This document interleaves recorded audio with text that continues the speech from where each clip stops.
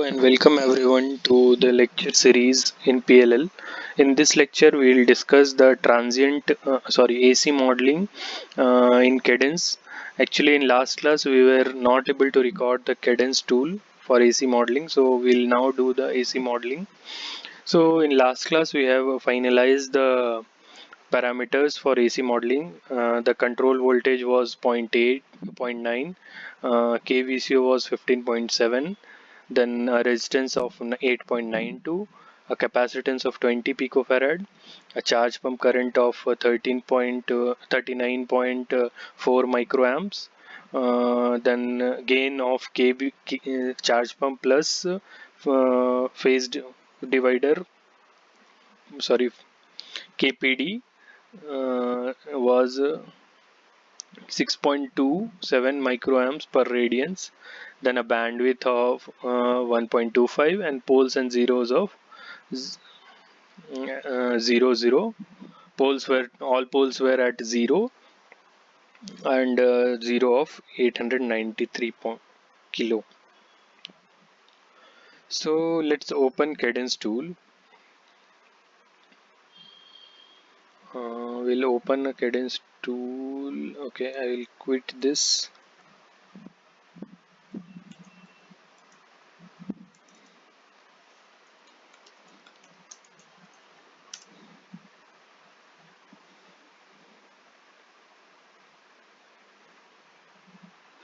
So we have already made one library. Or no, okay, we'll make a library of PLL design tutorials.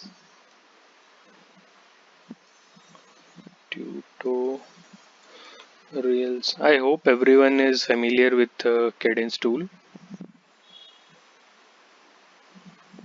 We are going to use GPDK 90 nanometer technology. Now we'll make a cell view. I think this was our. Here we'll make a cell view of AC model.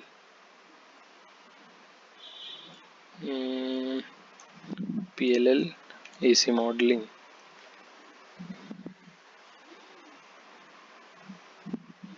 I hope my screen is still visible. Okay, so now one by one we'll design all the blocks which we have finalized. Design means here we will just model, not actual MOSFET level design we'll do. Here we will model the each and every blocks of PLL. So first block was our uh,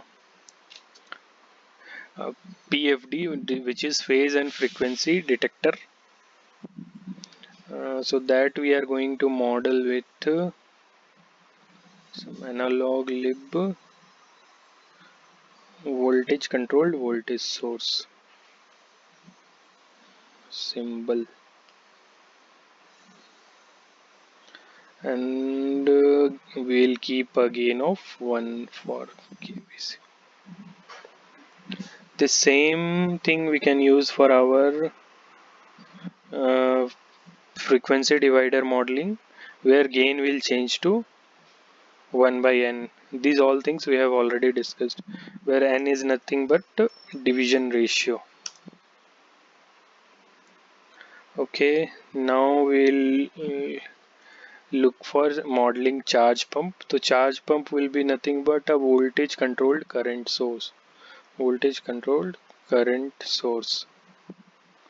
And as we have already discussed, the gain for charge pump will be, sorry, whatever transconductance. Actual for voltage controlled current source, gain is nothing but transconductance. So it will be ICP by 2 pi. So here we will write 2 pi as 6.28.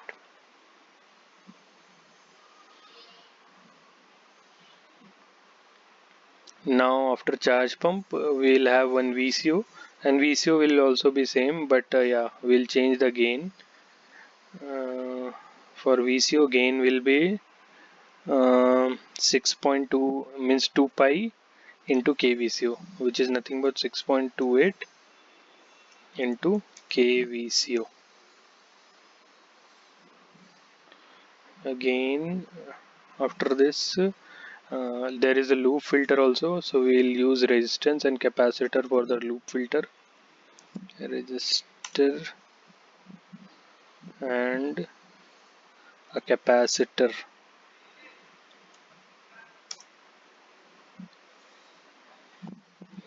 We'll name these values as, we'll name, now we are making all these variable. When we will do actual stability analysis, there we will put all these values. As of now we are keeping it variable because we know we'll not get whatever we have done hand calculation. Okay, nice. So now we'll join each and every blocks and we'll realize the PLL. So this PFD output will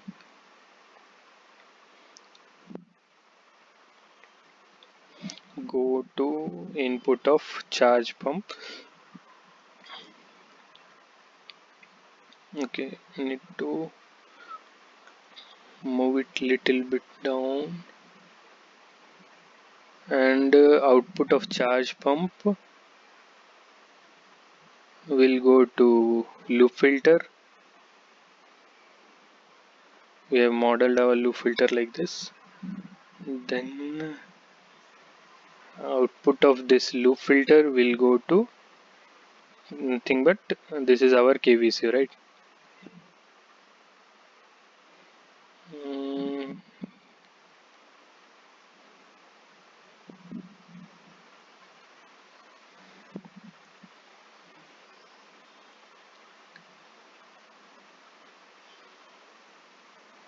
went to KVCO, and output of this KVCO will go to the input of frequency divider. So we need to rotate this guy.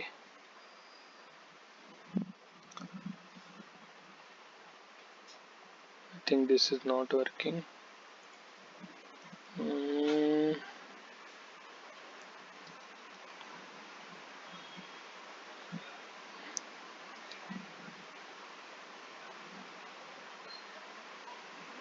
okay.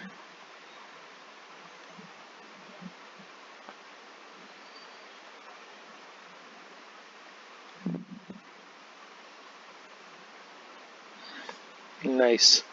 So now this output of frequency divider will go to,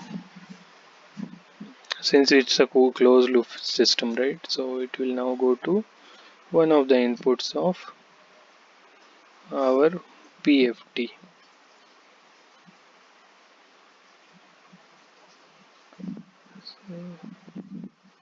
20 here, nicely. Now, okay, so while doing AC analysis, we should not feed any input.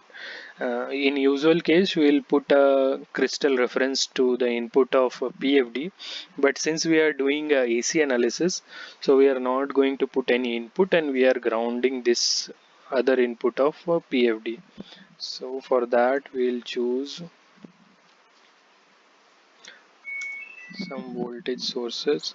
This is for ground, this is for supply, and this is for one of the input of VCO, which is nothing but V center.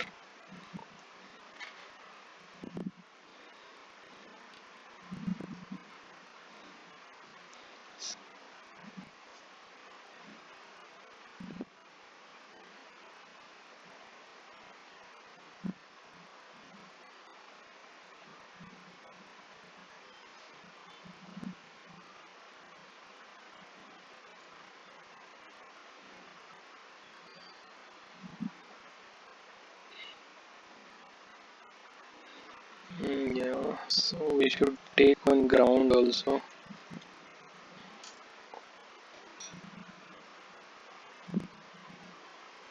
And this should be 0. For ground, we are putting DC voltage 0. For VCC we'll put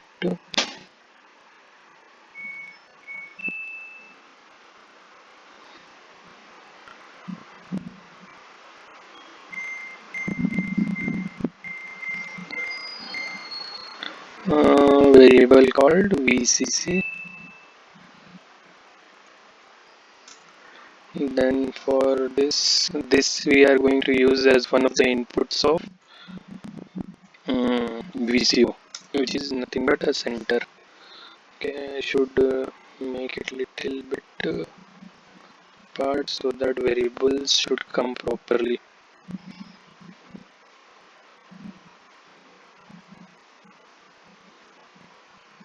Okay, nice. Now we'll label VS, then VCC, then vCenter. So VSS will come here, VCC will come here, and vCenter will come and sit here.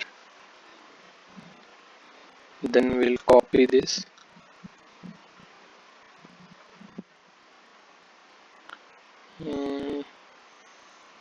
We'll again copy this. Again copy this. We'll put everywhere. Again copy this.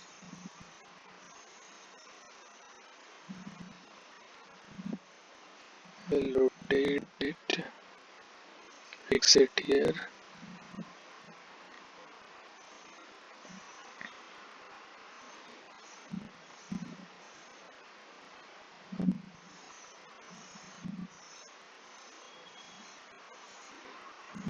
Okay. Then again copy it.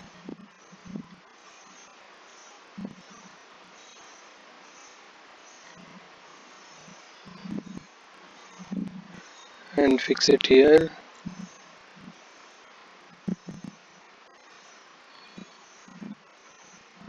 Now, as I have already told, we are not for AC analysis. We are not going to put any input. We'll directly ground it. And then one more.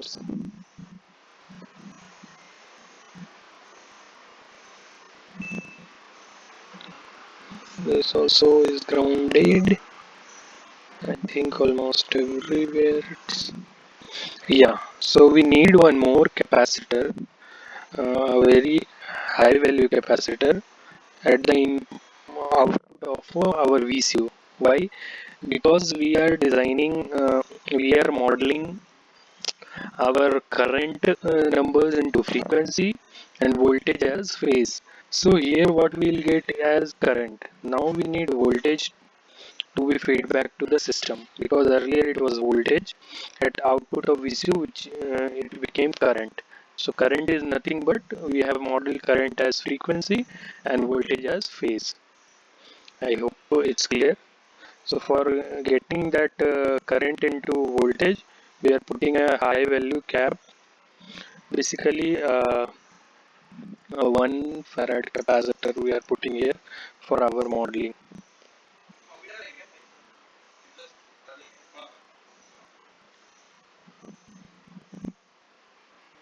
Now we'll copy this.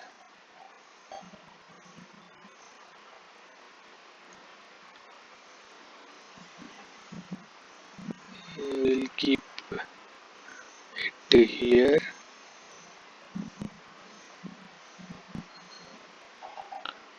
And one of the inputs at this place, and this V center will put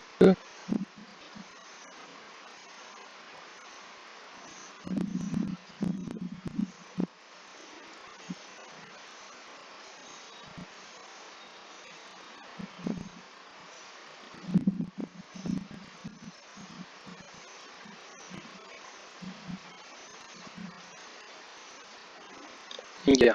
So finally our model is ready. This first block is the PFD block, then it's a charge pump, then loop filter, then VCO, then frequency divider. So actually we need to break the loop. For breaking loop we are using a voltage source of 0 DC.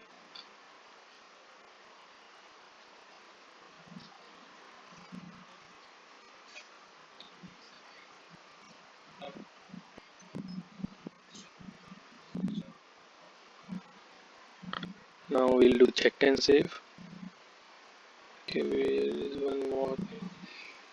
Here we found one warning.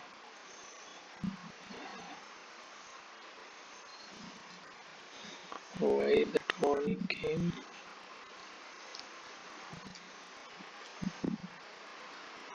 Hmm, I should go and check in Virtuoso Live. Instant says E1 and E0 overlap by more than 10%. E0 and E1. Where is E1?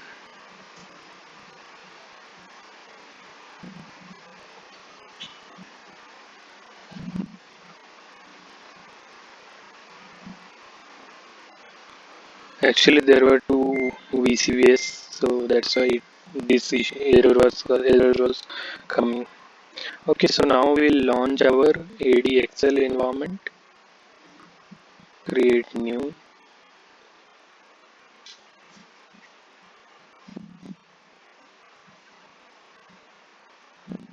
Now we'll add the test.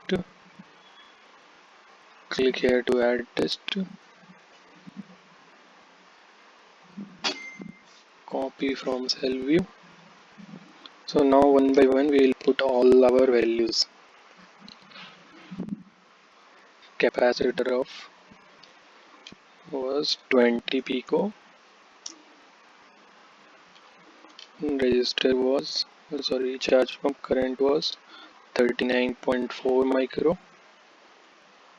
This is all values which we have already fixed during hand calculation. KVCO was 2.5 gig. Then frequency divider was 80.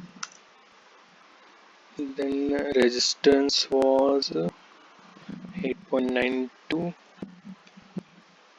k. VCC is 1.8 and V center is half of VCC, which is nothing but 0.9. Nice. So now we'll choose stability analysis.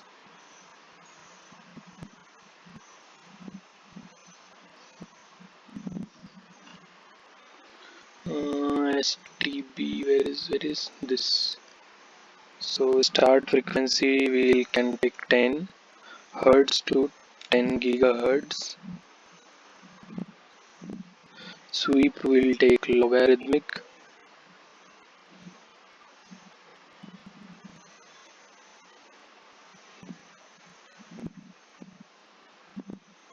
And points per decade will take 20.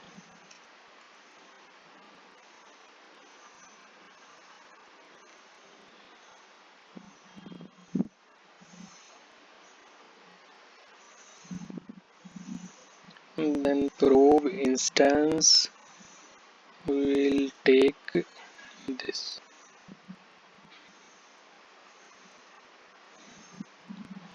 Now we'll apply all these changes and click OK. So here we are done with our all parameters.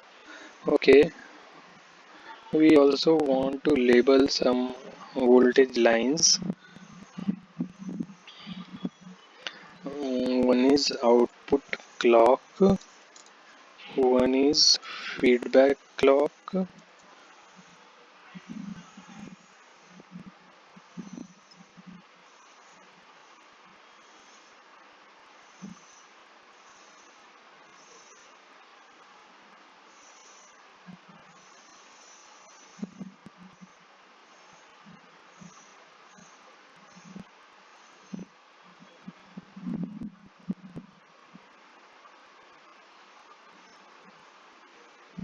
and this is output clock. This is going to be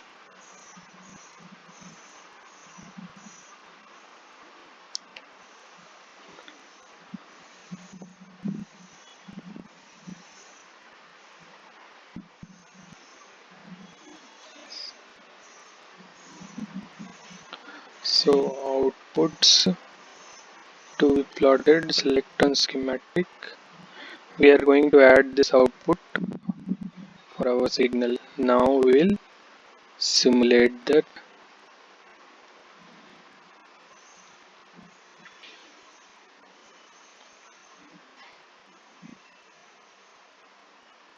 Nice. So it got simulated.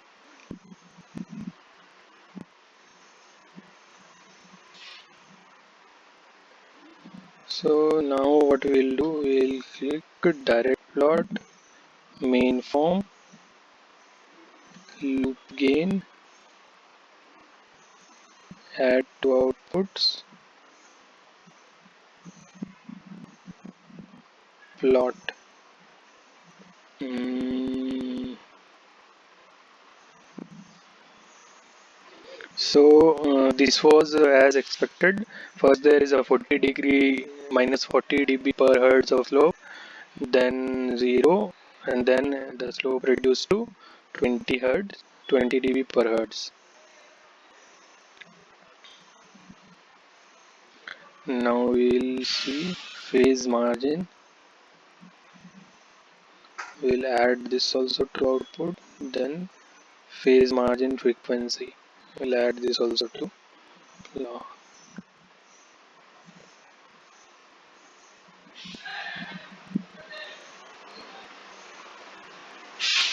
Okay, phase margin and phase margin frequency. This added, this added. Okay, now we'll sweep again. So basically we are getting phase margin frequency of 1.92, but our target was some 1.25 megahertz, as we have discussed it last time. So for bandwidth we had two parameters to sweep. One is capacitor value. We can increase the capacitor value to sweep bandwidth, and the other one was charge pump current. We can reduce the charge pump current to sweep or sorry reduce the bandwidth, because we are designing it for a bandwidth of 1.25 megahertz. So what we are doing is, I have finalized some value after few iterations for charge pump current of 25 micro, which we have reduced from 35.9 39.4 to 25. The other one is cap value.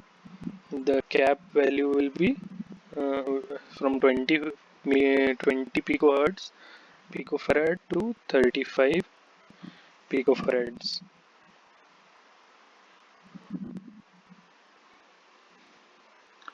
Okay, let's see what is the impact on bandwidth.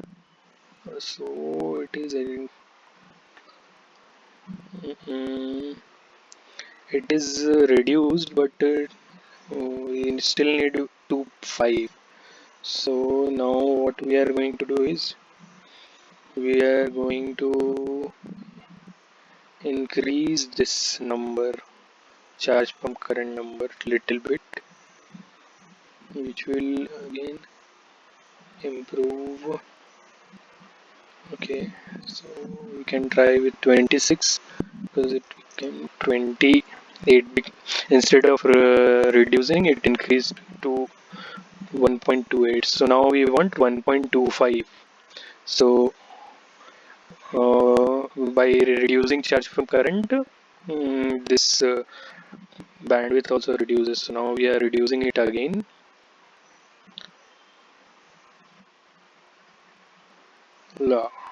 Nearby. So we are getting 1.246 megahertz of bandwidth. So we'll finalize these values for our future design, that is charge pump current of 26 micro and capacitor of 35 picofarads. So we are going to fix these values for our future design.